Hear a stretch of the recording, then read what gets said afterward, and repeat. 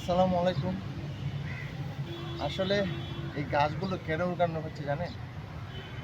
কারণ এই গাছগুলোর মোটামুটি অনেক বয়স হয়ে গেছে।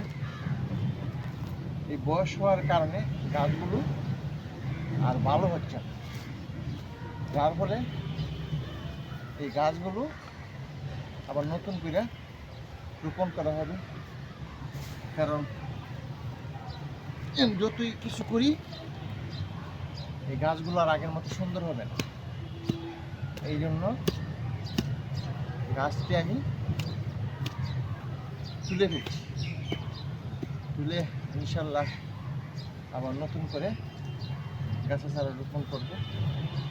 তো এখানে যিনি চিরুনিতে শায়িত রয়েছেন উনি কিন্তু আমাদের অত্যন্ত শ্রদ্ধেয় একজন মানুষ, সবারই প্রিয় ব্যক্তিত্ব হুমায়ুন ফরিদী স্যার। হুমায়ুন ফরিদী স্যারের কবরটা এই গাছগুলো প্রায় 2-3 বছর হয়ে গেছে, যার কারণে গাছগুলো এখন একটু বিষয়টা ভালো দেখাচ্ছে না। এখন নতুন করে আবার লাগাবো ইনশাল্লাহ। তো এর মধ্যে যারা আসবেন হয়তো এসে বলতে পারেন যে এত সুন্দর গাছ ছিল, এখন গাছগুলা নেই কেন? কারণ গাছগুলো আবার নতুন করে রোপণ করা হবে। কারণ সেই জন্য আমি গাছগুলা তুলে ফেলছি। তো সবাই আমার জন্য দোয়া করবেন, আমি যেন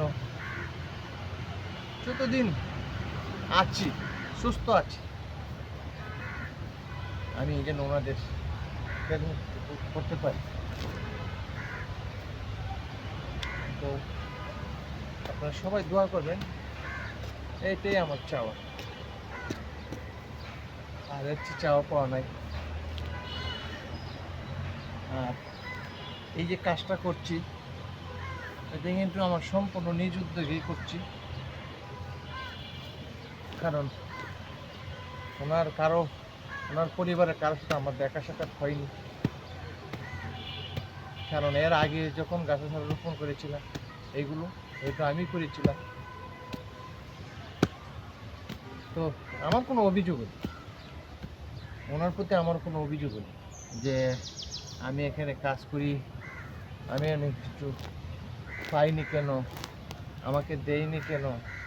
ওনার বেলা আমার কোনো সেই কথা নাই।